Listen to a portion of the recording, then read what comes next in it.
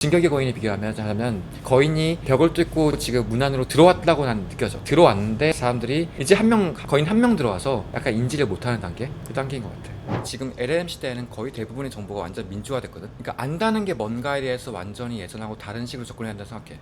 그러니까 우리 박사 논문 쓸 때도 99를 알아도 마지막 1을 알아야지만 논문을 쓸 수 있잖아. 그러면은 앞에 99 안 거는 사실 박사 논문 쓸 때 거의 의미가 없고, 그건 1을 위한 빌드업이고 99는 누가 얼마나 잘 정리했는지가 중요하지 않잖아. 근데 과거에 투자할 때는 알파 거기서 나왔어. 심지어 99를 얼마나 빨리 접근하냐, 계속 알파가 남다가 이제는 거의 안 남는 시대가 되는 게 LLM 시대 같아. 그러면 이제 이 일을 얼마나 그 알파를 짜내냐의 게임이 있어서 내가 볼 땐 두 가지 있거든. 남들 모르는 정보가 하나 있거나, 아니면 남들하고 같은 정보를 봐도 다른 거 이끌어낼 수 있거나, 두 가지밖에 없다는 생각하거든. 근데 이제 그 앞에를 얘기하면 필립 피셔 알아? 버핏이 존경하는 투자자 이제 그 중에 한 명이거든. 필립 피셔는 서부에 살았다. 대부분의 투자자들 월가애들 동부에 살았잖아. 그러니까 살다 보니까 기술 회사들하고 항상 가깝게 지낼 수 있었어. 그러다 보니 얘가 원래 유명한 게 뭘로 유명하냐면 기술 컴퍼니를 존버하는 걸로 유명했거든. 자기의 능력 범위 있던 거야. 대화하다 보면 기술 회사들하고 금방 대화할 수 있고, 공부 애들은 잘 모르니까 내가 여기서 능력 범위가 있던 거지. 지금의 VC랑 비슷해. 그러니까 내가 지금 인지하고 있는 활동 범위가 나의 능력 범위가 된 거야. 그래서 필립 피셔는 어떻게 보면 암묵지를 남들보다 먼저 할 수 있고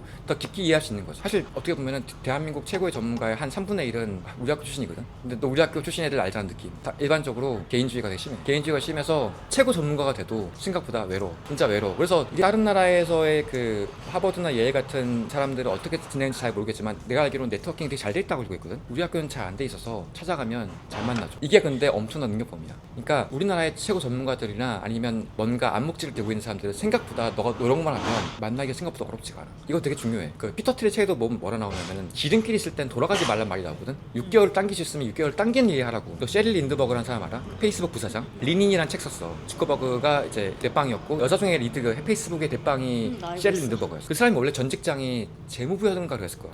자기 상사가 레리 서머스였어. 그 앱스타인 걸렸는데. 레리 서머스 별의별 이상한 거 많이 걸렸어. 하버드에서도 성차별 발언 때문에 쫓겨나고 총장이었는데, 어쨌든 근데 엄청나게 유명한 경제학자 집안이고 재무장관 중에서도 역대급으로 약간 네임드 재무장관이야. 근데 레리 서머스가 상사였어. 레리 서머스가 셰릴 린드버그를 고용한 거야. 처음에 서머스가 셰릴 린드버그를 왜 좋아했냐면은 일을 시켜봤는데 다른 애들은 집에서 열심히 해오는 거야. 열심히 해오고 자기만의 의견을 인사이트를 뿜어가지고 레포트를 써오는데, 셰릴 린드버그는 첫 번째 과제를 내주니까 어떻게 했냐면 그 과제 보자마자 미국의 제일 전문가한테 가서 물어본 다음에 복사 붙여넣기 해서 가져왔어. 이거라고 했어. 제발 소설 쓰지 말고 그냥 가져오라고. 그러니까 가장 엣지 있는 이야기는 너가 갑자기 어디서 인사이트를 가져올 수 있는 게 아니라, 너가 봤을 때 이 나라에서 가장 전문가적이고 엣지 있는 정보를 갖고 있는 애들한테 너가 접근할 수 있는 능력이 진짜 능력인 거야. 셰린드버그는 그걸 알았던 거야. 그거고서 나는 내가 봤을 땐 아무도 모르는 정보 접근하려면은 그냥 진짜로 우리 학교 졸업생들의 외로움을 이용한 게 나아. 아니면은 판을 바꿀 수 있는 정보를, 특정한 정보를 읽어내는 능력. 빅토리아 시크릿 소개하면서 사브리나 카펜터 얘기하면서 이제 갑자기 여성상의 롤모델이 다시 바뀌는 느낌이 든다. 그런 얘기 했잖아. 이게 뭐 그것 때문에 빅토리아 시크릿이 잘 되는지는 모르겠어. 하지만 뭔가 변화가 있다는 조짐은 너가 알아차린 거잖아. 맞아. 좋은 선행지표라 생각했어. 사람들이 원하는 게 뭔지에 대한 선행지표라 생각했어. 근데 그게 현상이 일어나고 나서도 회사가 뭔가 의사결정을 하고, 또 회사 의사결정한 게 주가로 반영되기까지는 거의 6개월, 1년이 걸리거든. 생각보다 그 앞에 것들을 분석하려고 노력하는 사람들이 거의 없어. 내 메인 투자 중에서 되게 잘해왔다고 생각했던 투자자가 뭐 넷플릭스도 있고, 로켓넷도 있고, APR 뭐 하이닉스도 있고, 최근에 뭐 그런 것들을 보면은 하나하나 어떤 거였냐면 그런 것들만 투자했던 것 같아. 넷플릭스도 뭐 이런 거니까 흥행 산업으로만 보여줬던 시장에서 넷플릭스가 했던 거는 흥행 산업이 아니게 만들었거든. 흥행 산업을 전 세계에서 제일 잘 나가는 감독들과 작가가 넷플릭스에 올 수밖에 없게 만들었어. 그거가 넷플릭스가 구독자가 적을 때부터 그 짓을 했어. 그게 가능하게 만든 게 넷플릭스의 해자거든. 근데 그렇게 보려고 노력하지 않고 대부분 넷플릭스 같은 거 누구나 만들 수 있는 거 아니야라고 생각하다 보니까 왜 최고의 감독들이 넷플릭스에 가는지에 대해서 이해가 맥락이 부족했지. 그러니까 그 앞에 단에 어떤 논리로 들어가는지를 보지 않은 거야. 마찬가지로 로켓랩도 우주에 가는 거 돈 안 되는 일이 아니라 생각했던 시대가 있었는데, 대한민국의 모든 스타트업들을 찾아가면 그 로켓 관련된 스타트업들 롤모델이 로켓랩이었거든. 그때 당시에 로켓랩 기업 가치가 파산 직전의 다른 경쟁자 기업 가치랑 똑같았어. 재밌는 거 뭐냐면 APR조차도 24년도 중반까지는 이제 화장품 시장이 본격적으로 들어가기 전까지만 해도 그냥 디바이스 하다가 뭔가 화장품으로 피부색 잘 못하네라는 인식을 갖고 있다가, APR이 뭐 한 달에 마케팅비로 한 200억씩 쏟거든. 그리고 이제 그 매출량 400억을 벌어버려. 그리고 갑자기 화장품 시작하자마자 1등을 찍어버린다? 화장품 시장은 너무 입이 싼 동네여가지고 모두가 공식을 다 알고 있기 때문에 오퍼레이션이 본질이었고, 오퍼레이션을 제일 잘하는 회사는 APR이었다는 걸 24년도에 이미 다 알고 있었어. 그러니까 APR이 시작만 하니까 바로 1등을 찍어버린 거야. 사실 안누아가 1등 할 뻔도 했는데 APR이 안누아가 치고 오르는 거를 막고 1등을 찍으면서 25년 초부터는 사실 KBT가 아니라 APRBT로 가버렸지 쭉. APR에 우리나라에서 마케팅 제일 잘하는 여자들이 다 갔거든. 그런 시대 정신을 잡을 수 있었던 게 APR이 되게 잘해왔던 거고, 어쨌든 그런 식으로 뭔가 앞단에서 뭔가 돌아가는 걸 잘 발견하면은 생각보다 이제 주식을 편하게 할 수 있다. 궁금한 거 물어봐도 돼? 네, 그럼 오빠가 지금 언급한 먹어도 돼? 섹터가 소비재 소비재부터 방산 우주까지 굉장히 다양하잖아. 사실 주가가 오르면 모두가 관심을 가지는데 사실 그 전에는 아무도 관심을 안 가지잖아. 오빠는 그런 사람들을 만나고 다니는 생각을 어떻게 한 거야? 나는 바텀업이었던 그래서 거야? 너가 투자를 잘할 수 있다고 생각해, 개인적으로. 너는 저번에 발표했던 하나는 빅토리아 시크릿 사브리나 카펜터에 대한 얘기였고, 두 번째가 마리아나에 대한 얘기였잖아. 그다음 세 번째가 차이나 맥싱이었어. 돌아가는 변화에 관심 많은 거거든. 그냥 변화 그 자체에 관심 많은 사람 생각보다 많지 않아. 대부분 돈 벌려고 정보를 찾으려고 그래. 거기 정보는 약간 되게 치열하거든. 그러니까 돈 되는 정보 찾으려고 노력하는 순간 이미 벌써 다음 분기 실적이 막 그거 가지고 숫자 가지고 막 열심히 싸우고 있어. 근데 그런 걸 세상의 변화의 자체에 집중하고 보려는 노력하는 사람들이 되게 적어서, 그걸 보다 보면 보이는 기업들이 있는데 거기 기업에는 경쟁이 되게 적어. 생각보다 상당히 적어. 오빠는 바텀업으로 접근한다는 게 좀 맞는 탑다운하고 바텀업이 다른데, 그러니까 탑다운의 변화도 있고 바텀업의 변화도 있어. 하이닉스 같은 경우에는 메모리가 이제 갑자기 AI 밸류 체인의 중심이 된 거니까 바텀업이거든. 플레인 뉴스 짜의 속설 중에서 그 말 있잖아. This time is different가 가장 비싼 수염료인 그거라고. 맞아.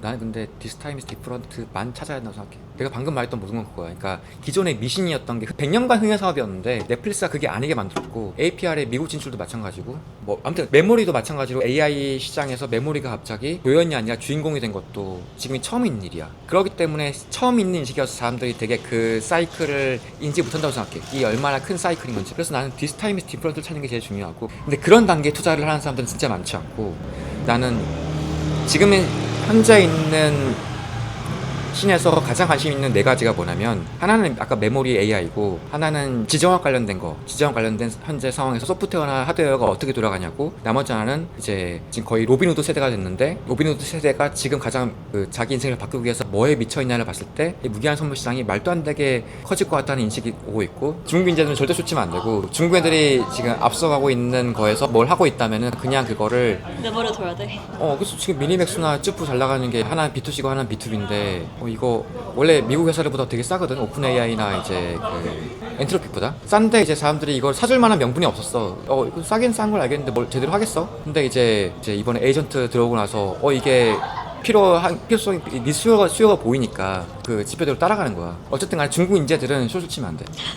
내가 오글 얘기하고 싶은 거는, 미국 외교는 원래 100년 전까지만 해도 남한테 간섭 안 하자는 주의였거든. 고립주의였어. 그러니까 2차 대전 전까지만 해도 미국은 항상 남한테 간섭하는 거는 최대한 배제하자는 마인드였다. 근데 그거를 처음으로 뒤집은 게 이제 2차 대전이었고, 2차 대전 때 대통령이 프랭클린 루즈벨트였어. 프랭클린 루즈벨트에 대해서는 따로 들어본 적이 없잖아. 루즈벨트는 뉴딜 정책 정도로 알잖아. 근데 루즈벨트라는 사람을 알면 알수록 엄청 마성적인 사람이거든, 캐릭터가. 야누스적이고. 그러니까 그 사람이 되게 복합적인 사람이고 정치적으로 마력이 있어서 이 대국민들을 미국이 유럽에 참전하는데 설득하는 힘이 굉장히 강했어. 그래서 키신저라는 사람의 책을 읽어보면은, 웬만하면 모든 대통령에 대해서 되게 냉소적으로 말하거든. 루즈벨트에 대해서 극찬을 해. 루즈벨트가 뭔가 말을 하면은 뭔가 이끌 수 있는 만한 마력이 항상 느껴졌다 라는 당대의 평가막 올리면서, 그러니까 루즈벨트라는 사람은, 그러니까 어떻게 보면 링컨이 노예해방을 이끈 거랑 비슷하게 미국이라는 나라가 고립주의만 있다가 갑자기 세계 질서에 참여하겠다는 의지를 국민들에게 불어넣을 만한 되게 지도자인 거야. 물론 처칠의 도움도 있었어. 처칠하고 루즈벨트의 우정도 되게 중요했고, 어쨌든 중요한 거는 당시 처음으로 미국이 그 고립주의에서 벗어나서 자기네 자유 질서를 처음으로 전 세계에서 뿌려보겠다는 의지를 갖게 된 첫 번째 사건이 2차 대전. 그 이후에 일어났던 일은, 외교에서 일어났던 일은, 하나는 그러니까 미국의 힘이 제일 셌잖아. 세계를 재편해야 한다는 힘의 논리에 있던 현실주의랑, 하나가 세계 이상주의 질서를 펴뜨려서 세계를 자신만의 질서를 만들어야겠다는 이상주의 질서랑, 이 둘이 되게 항상 서로 싸우고 말고 장군멍군하는 게 미국 외교의 100년의 역사였거든. 항상 이게 장군멍군이었어. 키신저는 현실주의였고, 그리고 이제 그 반대편에 있던 사람들이 키신저의 책을 공부했지만은 키신저랑 싸우면서 자유주의를 뻗어리려고 노력했던 있었던 게 이제 반대편이었거든. 우리 학교에 있는 박종희 교수님은 이 반대편 교수님이었어. 그리고 박종희 교수님 친구 중에 하나가 존 미어샤이어라고 있어. 이게 현대 21세기에서 되게 현실주의 외교로 되게 유명한 사람이고 슈퍼스타인데 그 현실주의를 강조하는 힘의 균형을 강조하는 외교 학자 중에 하나였거든. 재밌는 거는 우크라이나 전쟁이 일어나고 나서 트럼프가 정권을 잡으면서 이쪽으로 드디어 선회하기 시작한 거야. 지금 우리가 알고 있는 대부분의 그 외교 정책들이 2차 대전 이후에 만들었던 건데 100년 만에 처음으로 뒤집어지는 현상을 우리가 지금 보고 있는 거거든. 그리고 나는 이게 생각보다 과거로 잘 안 돌아갈 것 같아. 그러니까 이미 이렇게 된 이상 끊임없이 지정학으로 서로 각자 도생하는 시대가 시작할 것 같거든. 근데 미국이 이번에 이란 전쟁을 되게 세게 벌였잖아. 러시아 때문에 유럽 애들이 그 나토 애들이 되게 긴장을 하고 무기도 많이 사고 막 그랬거든. 미국이 더 이상 유럽을 국방을 도와주지 않겠다고 선언했으니까 이제 유럽이 스스로 해야 될 거 아니야. 우크라이나랑 러시아 전쟁을 보면은 현재 지금 전쟁의 사상자의 70%가 과거랑 다르게 드론에 의해서 사상자가 나오거든. 드론하고 위성이 예전에 전쟁에서 주인공이 아니었던 애들이야. 그런데 드론은 생각보다 만들기가 쉬워. 사실 우리나라도 북한하고 전쟁하면은 예전하고 다르게 북한 전 국민이 드론 하나 만들기 테마운동 하면은 어떻게 될지 몰라.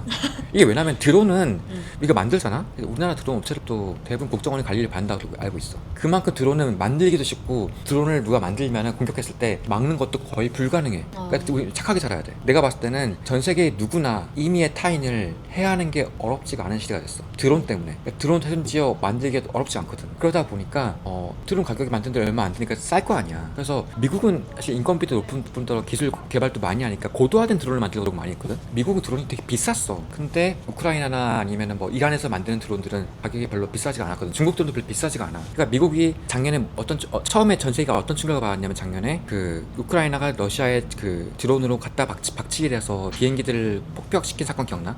드론 진주만 사건이라 부르거든. 그때 교전비가 한 몇 억으로 몇 조를 부신 정도였을 거야. 그러니까 1대 만 정도의 수준이야. 1대 1000, 1대 만 정도의 교전비니까 사실 그렇게 될 거라는 거 모두가 알고 있었지만 그걸 본 이상 그 다음부터는 전쟁 규칙이 하고 들어갈 수 없는 거야. 그만큼 드론 전쟁이 돼버렸거든. 근데 드론을 만들기는 쉽고 미국은 드론이 다 비싸니까 작년에 6월달인가 7월달인가 그때쯤에 국방부 장관이 드론이 비싸도 상관없다. 자국 드론을 사주겠다고 결정한 거야. 그게 드론의 내러티브 체인지였어. 그래서 소형 드론들 주가가 폭등하고 막 드론 관련된 부품도 폭등하고 그랬거든. 그런 게 그냥 미국이 아예 게임 체인저를 선언한 거야. 베네수엘라나 이란이 쳐들어가기 전부터 드론의 내러티브 체인지는 이미 작년 봄에 시작됐어. 드론이 엄청나게 주가가 폭등했거든. 관련된 주식들 그 대부분이. 드론은 그런데 미국이 이란 항상 기술 제재해 왔거든. 이란은 보통 드론을 만들 때 오토바이 엔진으로 드론 만들어. 제재를 당하니까 제한된 기술로 드론을 만들려고 하니까 샤헤드 드론이라고 이란이 잘 만드는 자폭 드론이 그냥 되게 오토바이 엔진으로 만든 드론이야. 그게 전 세계에서 근데 가장 효율적인 드론이었어. 그리고 재밌는 건 이번에 미국 드론이 이란 드론을 뺏긴 거야. 그러니까 미국도 이란을 뺏긴 거지 심지어. 그러니까 자폭 드론의 종지국이 이란이었어. 그러네. 그리고 이란이 드론을 많이 갖고 있기만 하면은 상대방이 폭격이 안 돼서 상관없어. 상대방이 비싼 미사일로 이걸 요격하잖아. 상대방이 교전비를 망가뜨리는 거야. 그러면 어차피 전쟁은 교전비 싸움이고 비용 싸움이기 때문에 드론으로 계속 때려 상대방 요격 미사일만 날리기만 하면 협상 카드가 되는 거야. 그래서 이스라엘과 이란 전쟁할 때도 그 아이언돔에서 요격되고 알아도 드론 열심히 보냈어. 협상 카드 만들려고. 그게 전쟁이 완전히 패러다임을 바꾼 사건 중에 하나거든. 그래서 드론이 쭉 갔는데 위성은 사실 드론과 다르게 지구상 대기권에서 지구를 바라봐가지고 적군과 아군을 식별할 수 있는 정도의 카메라 기술을 가진 위성이 많지가 않아. 이게 너무 큰 차이야. 드론은 우리도 노력하면 만들 수 있거든. 노력하면은 우리도 전쟁 나가서 심지어 지금 우크라이나에서 제일 잘 나가는 드론이 스필버그 영화에서 촬영하던 촬영팀이 만든 드론 팀도 있어. 이게 에릭 슈미트가 투자한 회사인데 어쨌든 참고로 말하자면 지금 잘 나가는 드론의 절반은 에릭 슈미트가 투자한 회사야. 드론의 미래를 보려면 에릭 슈미트를 봐야 돼. 그리고 위성은 전 세계에서 미국의 우주군이 만족할 만한 드론을 만드는 회사가 전 세계에 몇십 개가 안 돼. 진짜 적어. 왜냐면 중력이랑 대기권이라는 압도적인 진입장벽이 있는 거야. 그래서 드론과 달리 위성은 만들 수 있는 캐파가 너무 제한적이야. 일단 플래닛스라고 회사가 있는데 이 카메라를 달아서 지구의 이미지를 찍어가지고 이제 보내줘서 그거를 구독 서비스를 하거든 뭐 서비스를 팔아가지고 먹든 어떻게 하는 회사들이 1등이 플래닛스고 2등이 블랙스카이고 3등이 수많은 듣보잡들이 있는데 1년 전에 300개였나? 2등이 한 50여 개 됐나? 1년 전 기준으로 1등이 300개고 2등이 50개면 3등이 몇 개겠어. 그냥 아예 안 보이는 수준일 거 아니야. 그러면은 너가 만약에 전쟁을 한다고 그러는데 위성이 공중에 있는 게 그렇게 적으면은 적들을 감시할 때 개수가 감당이 될까? 생각해봐. 너가 갖고 있는 위성이 몇 개 없어. 그러면 내가 원하는 목표를 이제 노릴 때는 상대방이 가서 이제 위치를 볼 수 있겠지만 전쟁하려면 실시간으로 전 세계에 있는 모든 위험한 요소를 다 봐야 될 거 아니야. 근데 궁금한 게 위성도 드론처럼 수싸움이야 아니면은 위성도 효율 싸움이 가능해져? 이게 찍어야 하니까 그 숫자가 많아야 한다는 건가? 이거 진짜 제발. 그 개수로 언급한 게 그걸 그 파라미터로 보면 궁금했어. 위성은 일단 기본적으로 위성은 엄청 많은데 통신위성은 엄청 많아.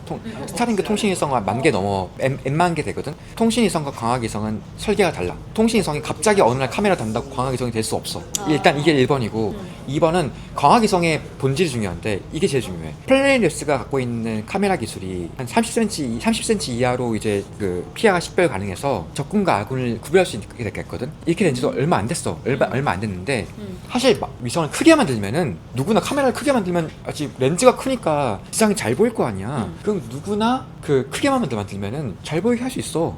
근데 그렇게 만들면 양산이 가능하겠냐고. 양산이 안 돼. 작은데도 불구하고 카메라가 잘 보여지만 M백대로 양산이 가능한 거야. 양산이 불가능한 이유는 사줄 사람이 없어서야 하는 기술 방법이 있어서요? 작은 위성이어야지만 공장형으로 양산이 가능한 거야. 그러니까 기존에 있던 위성들도 중대형 위성이라고 막스타 테크놀로지나 그 에어버스 같은 곳들이 우크라이나 전쟁에서 많이 그 사진 찍었거든. 걔네 화질 보면은 플래닛보다 더 좋아. 잘 보여. 그러니까 근데 그건 엄청 큰 위성이야. 몇 톤 되는 엄청 큰 위성이고 그런 걸 찍는 건 가능한데 그런 건 너무 크다 보니까 고정형 위성이라고 해서 그냥 전장에서 하늘에서 그냥 땅을 바라보기만 해. 기동성이 떨어지는구나. 가만히 있어. 그리고 그 사진을 찍는 건 가능한데 지금 미국이 하고 싶은 건 뭐냐면 실시간으로 과거 전장을 다 비교해서 그 변화를 추적한 다음에 얘네들이 뭘 할지까지 예측이 가능한 종류의 위성 이미지 양이 필요한 거야. 플래닛랩스는 어떻게 하냐면 지구를 한 바퀴를 매일 돌거든. 몇백 대가 매일 돌 경우에 그 변화를 실시간으로 추적하는 게 가능해지겠지. 그게 의미 있게 가능하려면 군집 위성이 있어야 되는 거야. 그렇게 군집 위성을 하려면 일단 기본적으로 몇백 대는 돼야 하잖아. 블랙스카이만 해도 어떤 이벤트가 터지면 달려가서 찍는 거지.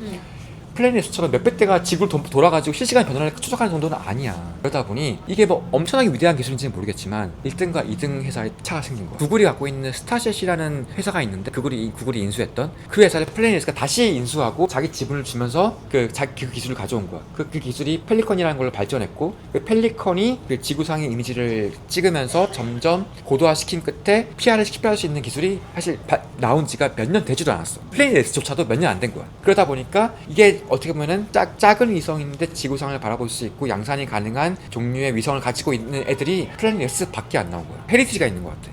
사실 재밌는 거는 대부분의 회사 대수가 한 자리 두 자리인 거야. 아예 없어. 이게 잘 생각해봐. 만약에 기술이 쉬웠다면은 독일이 지금 국방부가 플래닛 그 위성을 쓰고 있거든. 독일이 방산 강국이야. 방산 강국이 자국 위성을 쓰지 않고 자기네 방공망을 타국의 민간 업체에 맡겨가지고 자기네 위성 서비스 사용하는 자체가 되게 웃긴 일이야. 근데 맞아. 이게 되게 웃긴 일이라서 난 더 걱정이 됐던 거지. 걔네들도 이게 웃긴 걸 알고 있을 텐데 그러면 당연히 너무 자체적으로 투자를 하고 있지 않아? 할 것 같아. 이 기술을 뛰어넘기 위해서. 대표적으로 하고 있는 나라가 어디냐면 대한민국이야. 근데 독일이나 유럽이나 일반적으로 나토 애들은 외주 해온 역사가 있어. 몇십 년간 외주 해왔잖아, 국방 자체를. 그러다 보니까 플래닛에 기여한다고 해도 일단 인식적으로는 그렇게까지 막 불만이 있는 정도는 아닌데 당장 급하니까 플래닛을 이용한 거야. 독일이 계약하고 그다음에 옆 나라에 쓰이는 스웨덴도 계약하고 그 옆 나라인 네덜란드도 계약했거든. 그러니까 한 나라들이 계약한 데이터의 내용이 자세히 떠오르진 않았지만 하나하나가 보면은 그렇게까지 특별한 내용이 아니야. 근데도 몇천억을 줘. 그리고 이 과정은 내가 봤을 때 연쇄적인 것 같아. 알다시피 모든 국방은 이제 옆에 나라가 하면은 자국도 해야 되거든. 그치. 그래서 끊임없이 약간 에스컬레이트 되는 거야. 러시아가 이제 치고 들어가서 위협이 되니까 독일이 한 거고 바로 옆에 있는 독일이 하니까 스웨덴하고 네덜란드가 한 거야. 근데 지금 원래 재밌는 거는 플래닛랩스의 대표 얼굴 봤어? 얼굴 보면 좋아. 이제 대표는 원래 간상이 중요하거든.